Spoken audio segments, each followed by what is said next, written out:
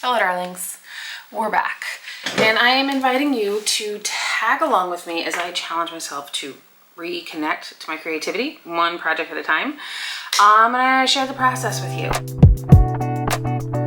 Previously, I was treating this much more as sort of like a scientific experiment, and I was gonna get real technical. I was gonna create a spreadsheet to show you all of my projects, initiation dates, if I considered them wins or fails, my progress, all of that. I realized that that is really not me and who I am, and sort of runs contradictory to how I personally view creativity, so I decided to scrap that. We're doing something new. I realize that this doesn't need to be an experiment. A challenge is more like it.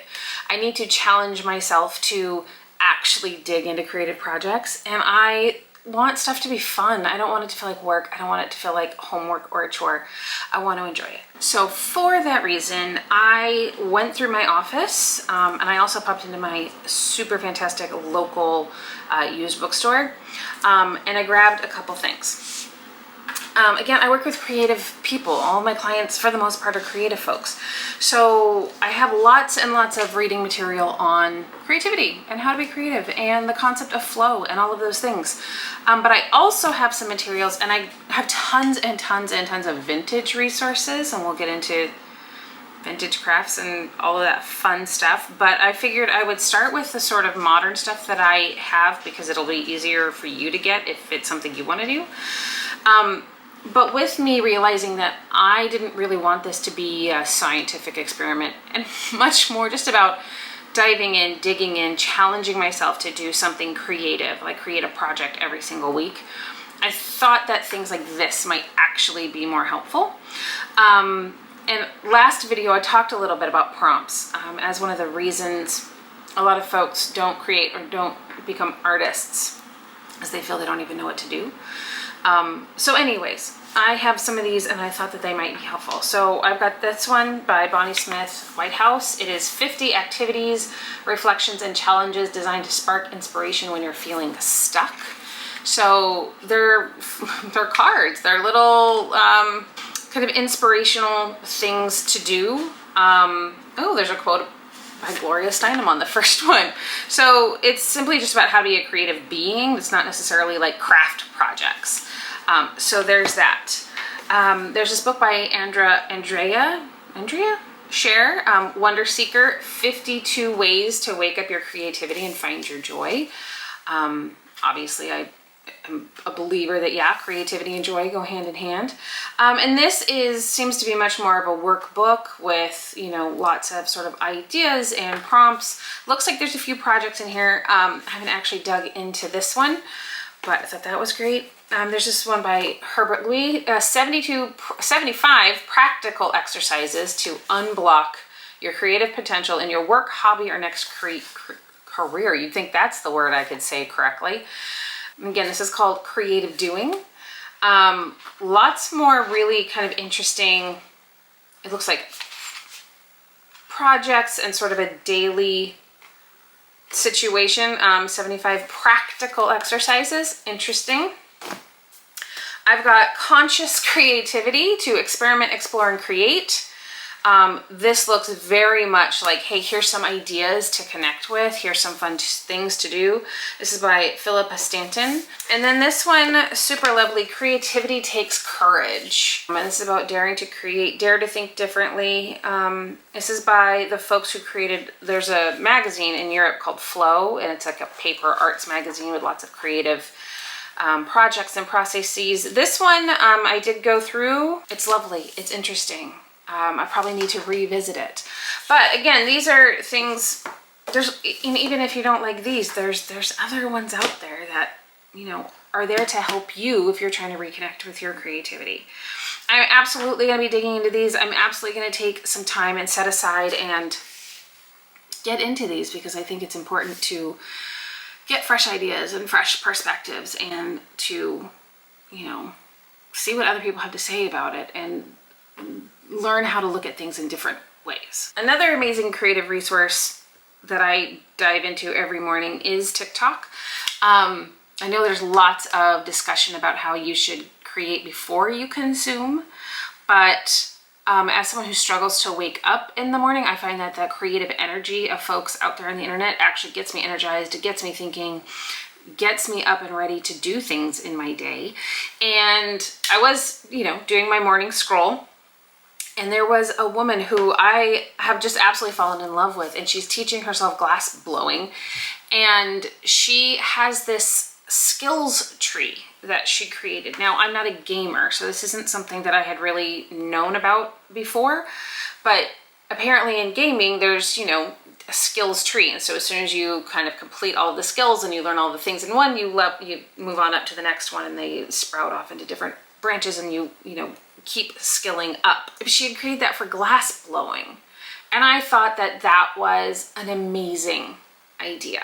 I think I might have to wait until I settle on a creative project process that I really want to dig deep into and that I really want to skill up and learn more.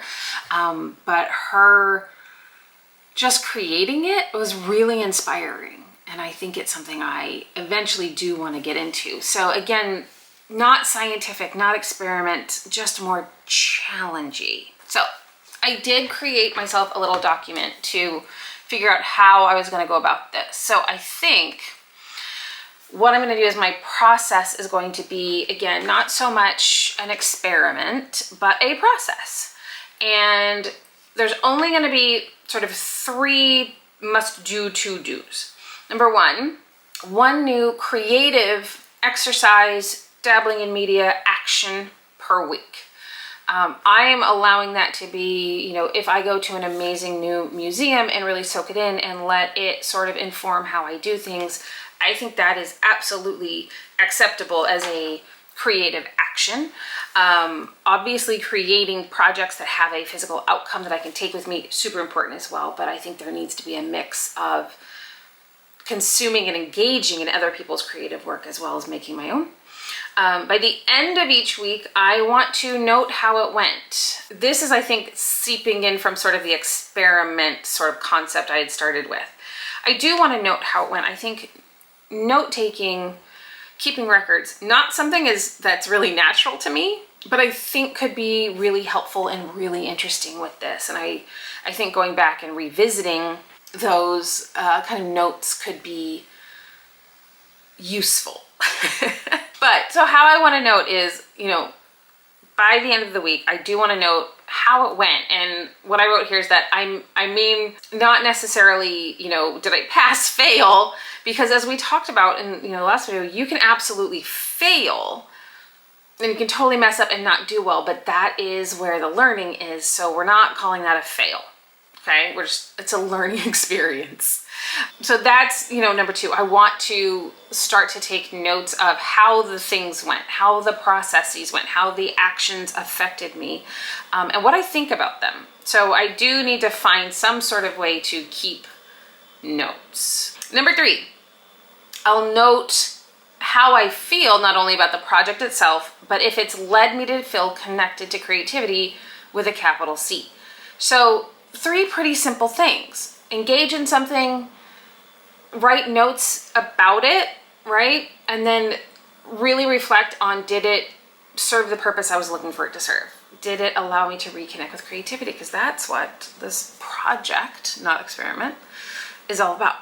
Projects. As of now, I have completed what was started out as a beach bag in video number 1, ended up being a craft bag that I absolutely love and that I do use for my craft projects. Number 2 is this, it's the beret, not this one, the sister to this one, that has been decorated with very cute little sequins, but does need to be resized, refitted to fit me. Number 3 was the needlepoint brooch, which is completed. Tick, check. And there were learnings from that. I learned that little fiddly, faffy things maybe not for me, but I have worn it. I do like it. Number 4 is the Velvet Fad of the Month Club evening bag. Look at this super cute little thing. So cute. And going through the paperwork for it, I can't believe I made this with my own two little hands. I am really proud of it. But going through the sort of little paperwork that came with it is you could send away for a little mirror on the bottom to be glued in, a little 3-inch mirror. I obviously couldn't mail into the mail order company that used to send these out. So I did order one. I found one on eBay that was just this beautiful, what do you call it, engraved. So I have a mirror now and I can check my lipstick, which is one of the cutest, sweetest things. I do have to be careful where I place this thing, but it is completed, it is whole, it is adorable. Yes, obviously needs improvement as with most things, but it's making me pretty stinking happy. So again, we're not doing wins fails, but we are considering this absolutely. I feel like if there was a skills tree, check, check, check. And I do love this and I'm really proud of myself for making that. Number 5 is the latch hook rug that you saw me last week working on from my position on the couch when I was not doing well health-wise. So sat there, started a 70s latch hook rug, which is honestly almost completed. Not the whole thing, because they take a long time. It's a full-size rug. Realized it's actually necessary. I do have sort of a senior pup and he has started sort of sliding around the floor. So it will be used in his space so that he can walk on it and get a little purchase on it. Great. I'm glad it'll have a use. I do need to learn how to finish the back because the instructions that came with it aren't super helpful. And I could see that it really is going to need some gluing, some basting, some stitching, something to keep all the little yarns doing their yarn rug thing. So I'll have to figure that out. Number 6. Oh, I did buy some vintage needlepoint embroidery cards. So you embroider a little design on them, you fill them out, you send them off into the world. And so it's one of my favorite things in the world is to give gifts. And so this is just one of those things I was able to, you know, make a little handmade gift for someone and send it off to them. And I absolutely love it. And I sent one off to a friend and I hope she enjoyed it. I'd like to do more of that. I do like to make people gifts, but they tend to be sort of, you know, bigger gifts for occasions. I would really like to make small little things for more people where I can put my creative heart into it and gift them. So I would like to do more of that. In terms of things that have gotten started and, you know, that are still in progress and maybe haven't been finished, there's quite a few things. I started a sewing class, but actually haven't been able to kind of finish that and get into it. Turns out the instructor also was having, you know, some issues and she couldn't finish the class right away. So we're kind of on the same wavelength, which is great. But I do want to get back to that sewing class. What else? The editing. I still haven't figured out how I want to learn editing for these videos. We will suffer through this together. Lessons so far. So I have taken a few notes. Lessons so far. Inspiration. Overrated. Again, I made a video all about that while I was sitting on the couch. I was very much in my head and thinking a lot about creativity and what I wished I could be doing if I wasn't sitting on the couch. But yeah, inspiration. Overrated, like that kind of waiting for the lightning bolt inspiration. If it happens, great, but I think waiting for it is the mistake. I think fails are good. Again, I think that's where the learning is. I think that is the good stuff. I realized, yeah, I love making things for people and gifting them. I am a little surprised by my reluctance and intimidation to attempt certain things. And I realize what I meant by that is knitting is still freaking me out and I don't know why. I don't know why. My next project or my next action, wait. All right, I finally made it to my amazing local hardware store. It has a huge craft section. Got my sticky little fingers on yarn and the quick locking stitch markers. They're very cute. I don't know. I got the cutesy ones and a crochet hook. Now, I learned to crochet when I was a kid, I still remember this when I was in like the after school program, because both of my parents worked, right? So after school, hanging out the after school program, one of the crafts that they taught us one day was crochet. I believe I even made, you know, a small blanket when I was a kid. I think they had us all, you know, make granny squares, and we did a class blanket. I really enjoyed it. And for a few years after that, I would make sort of those barrettes with little curly cues on them and all sorts of little things. And then I just sort of stopped doing it, forgot how, haven't done it in ages. But I decided it's a good place to start to see if I really, really do want to get into, you know, fiber arts. So I got, again, the yarn, the tools, and I signed up for, I'm sure you've seen it going around, there's a new sort of craft learning platform called Craftsy. Signed up for it with someone's code and got it for very inexpensive, and signed up for a crochet class to make myself a very exciting washcloth. It's gonna be a perfect little square. I just think it's a great little place to start. I do want to see if it's something that is gonna stick and see if I like it. I did also purchase another vintage fad of the month club, where it is, I'm sure you've all seen them probably at your grandma's house. It's a dish towel where you crochet just sort of like a little hook for the top with a button so that it goes over, you know, the handle on your oven. I just felt like everybody's grandma had one of those. Anyway, I think between these two projects, you know, a square washcloth and something just slightly more elevated, I think I will really decide if this is something I want to continue with. But those are my next sort of practice action thing that I want to get into. I suppose next steps to finish latch hook rug. Yeah, because it is so close. It is so close. We are just about there.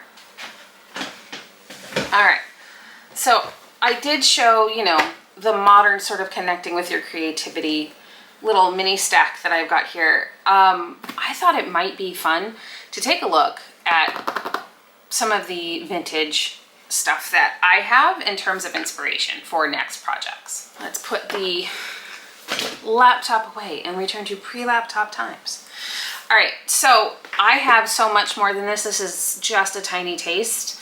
I think because for the last couple of years, I have been really concerned about the fact that I'm not creating things. I started collecting things about creating.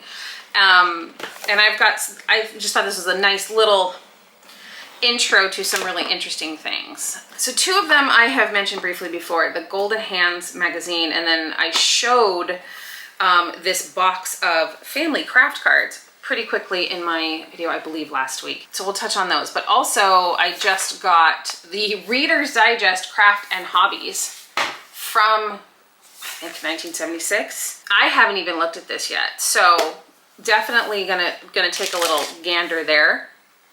The Golden Hands, again, this is something, while yes, ostensibly for beginners, there's some sort of complicated but yet super cute things in here. We're going to be looking at maybe making like a little cloche, a little crochet or knitted cloche. So cute. But there's so many things to choose from here. So this is all about blocking and pressing and finishing and little kids in little knitted outfits. So stinking cute. I think there's some really great inspiration in here. Really excited to dig in deeper. Again, I do want to try a project with a video tutorial to get me started, because I think that's just how I learn better. And then maybe if I do decide that it is a thing that I enjoy, that I find, you know, helps me feel creative with that capital C, I will dig more into those. The Crafts and Hobbies. Oh, the person's name is on it. This is, oh my gosh, I just opened up, the first thing is basketry. How to make baskets. Look at that, it's amazing. Next is a weaving project, how to make your own loom. Stained glass. Pottery, how to make your own potter's wheel. Quilting, lots on quilting. Oh my gosh, modeling, casting, sculptures, drawing. Ooh, painting, very Bob Ross. Ooh, printing on fabric. I think we all did the potato printing when we were kids, right? But we could do so much more. So this could be, ooh, that just got a big whiff of like old smoke. That is the risk with vintage, is that you are going to get that smoky smell. Let's see what year this is from. 79. So this could be something for me to go through as well. I think these in tandem, like creativity as a concept and then actual creative projects, I think these are going to work really well together to give me interesting, fun, vintage ideas. I find those to be really, you know, fun. So the craft cards, this is something I haven't really gone through either. Again, I showed them pretty briefly in, you know, a previous video. They are from the 70s as well. They just sort of popped up in my feed because the algorithm was algorithming and it knew that I would be interested in vintage craft cards. I don't really know how they're meant to work, but there is lampshade making, leather craft, suede craft, tie-dyeing, basketry. Apparently the 70s, everyone was making baskets. Applique, knitting, crocheting. Oh, there's a MasterCard. Okay, so how it goes is there's like one card per craft, and then there's different projects within there. Oh my God. Why do you need a poodle bottle cup? Nope, it's not a need thing. This is just pure delight. This is some whimsy stuff right there. Okay, wow. This is gonna be fun to go through. So soft toys, applique, machine embroidery, maps and houses. I mean, okay. Right next to tablecloths and needlepoint. This could be really, really fun to dig into. Maybe I do a random number generator or something and go high tech versus the vintage. So point being is, it's not an experiment. It is a challenge. It is a project. It's a project of projects. It is skills building. It's funny that I'm a little bit at a loss for words because that's very much not me. But I want to bring you along on this. And again, and I keep kind of leaving it out of all of my lists of things, as, you know, making these videos is part of it. This is really funny that I am so excited to do all of these things that I think my nervous energy just sort of hit peak. I want that rug to be finished. I'm sort of at the point where it needs to be finished so I can move on to the next thing, but I'm trying to hold up and make myself finish a thing before I start on the next one. And maybe that's part of the note taking, is acknowledging that excitement, because I spent all morning on the phone with multiple tech supports and IT folks trying to fix a simple tech issue, because I do run my own business and that is a part of it. But I think what I, you know, prefer to be doing with my time is creating, is crafting. I love my business. I love what I do. I love the coaching part of it, but all of those other things that come along with it is what has steered me away from the time, the energy, the inclination to create things and to engage in creativity myself, while then speaking to folks all about how they need to and should be engaging in creativity and creating for themselves. So I am excited about all of this. I am really looking forward to being one of those, you know, annoying women who has 97 projects going on and wants to tell you about all of them. I am going to be that person. I am genuinely excited, and the excitement is nice. I haven't felt this way, sort of, it's a play feeling. It's the, I want to go run out and play.